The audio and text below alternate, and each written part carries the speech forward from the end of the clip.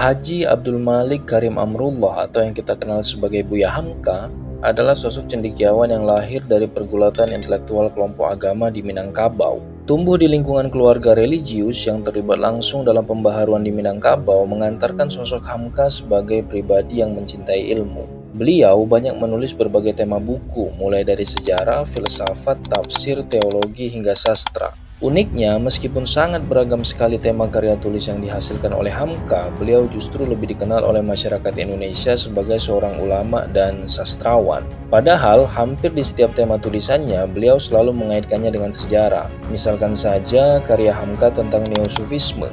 Beliau selalu memulainya dengan perjalanan sejarah sufi itu sendiri. Bahkan di beberapa kata pengantar bukunya, Hamka selalu menyempatkan untuk menyampaikan kecintaannya terhadap sejarah. Namun tradisi intelektual di Indonesia tidak mengakui posisi Hamka sebagai seorang sejarawan, yang mana seorang sejarawan adalah mereka yang mengenyam pendidikan formal di bidang sejarah, sekaligus mengajar ilmu sejarah.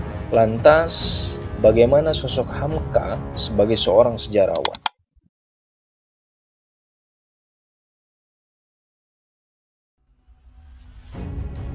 Bila tolak ukur seorang disebut sejarawan di Indonesia adalah yang mengajar di bidang sejarah, maka Hamka adalah yang termasuk di dalamnya. Beliau pernah mengajar sejarah Islam sejak tahun 1929 di Sekolah Mubalik yang didirikannya. Hamka juga berpengalaman mengampu mata kuliah sejarah Islam di Indonesia sejak tahun 1951 sampai 1963 di Universitas Islam Jakarta. Tidak hanya itu, Hamka juga bertanggung jawab untuk mata kuliah sejarah Islam di Indonesia setelah beliau diangkat menjadi dosen di Perguruan Tinggi Agama Islam Negeri Yogyakarta dari tahun 1954 sampai 1959. Sejak saat itu, Hamka banyak berbicara sebagai narasumber pada seminar-seminar sejarah Islam di Indonesia. Munculnya Hamka sebagai pengajar sejarah berawal dari karya-karya beliau berupa tulisan-tulisan sejarah yang tergolong banyak, bahkan dijadikan sebagai referensi. Seperti buku sejarah umat Islam yang diterbitkan hingga 4 jilid. Beberapa ilmuwan sejarah pun sepakat bahwa metode kepenulisan Hamka dalam bidang sejarah telah memenuhi prosedur yang diwajibkan bagi seorang sejarawan, seperti heuristik, verifikasi, interpretasi, dan historiografi. Metode tersebut adalah tahap-tahap yang harus ditempuh untuk memperoleh hakikat sejarah. Pemahaman Hamka yang matang terkait metode kepenulisan sejarah tercermin dari sikap beliau dalam memilih sumber-sumber penulisan sejarah. Hamka sangat tegas memisahkan antara kisah yang tervalidasi dan yang hanya sekedar dongeng.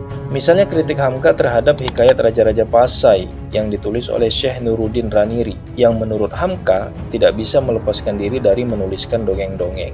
Atau buku Tuanku Rau karya Insinyur Mangaraja Onggang Parlindungan yang disebut Hamka adalah suatu kebohongan.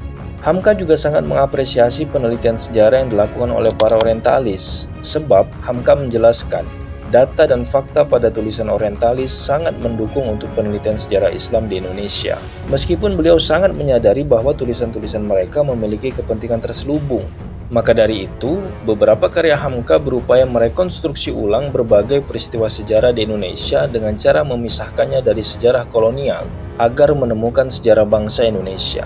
Bagi Hamka, sumber-sumber sejarah yang terverifikasi adalah elemen paling dasar dalam kepenulisan sejarah.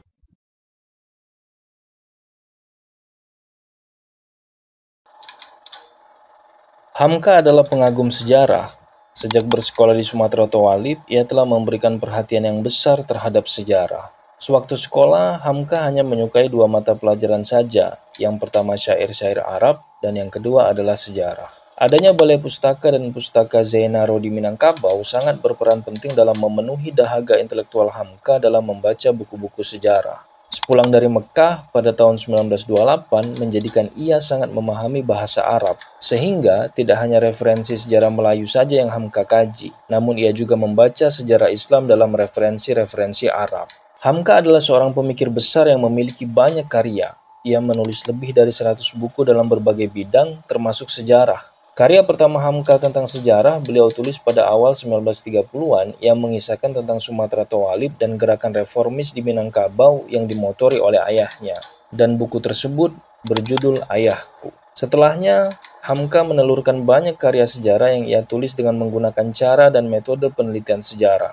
Meski demikian, Hamka hanyalah seorang sejarawan amatir dalam tradisi intelektual Indonesia, sebab ia tidak pernah mengenyam pendidikan formal di bidang sejarah.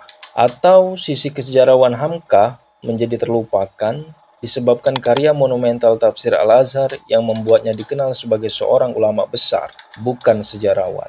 Semoga konten kali ini bermakna. Mari komen di bawah apa pelajaran yang bisa kita petik. Jangan lupa like, share, dan subscribe jika kamu merasa konten ini bermanfaat. Akhir kata, salam takzim.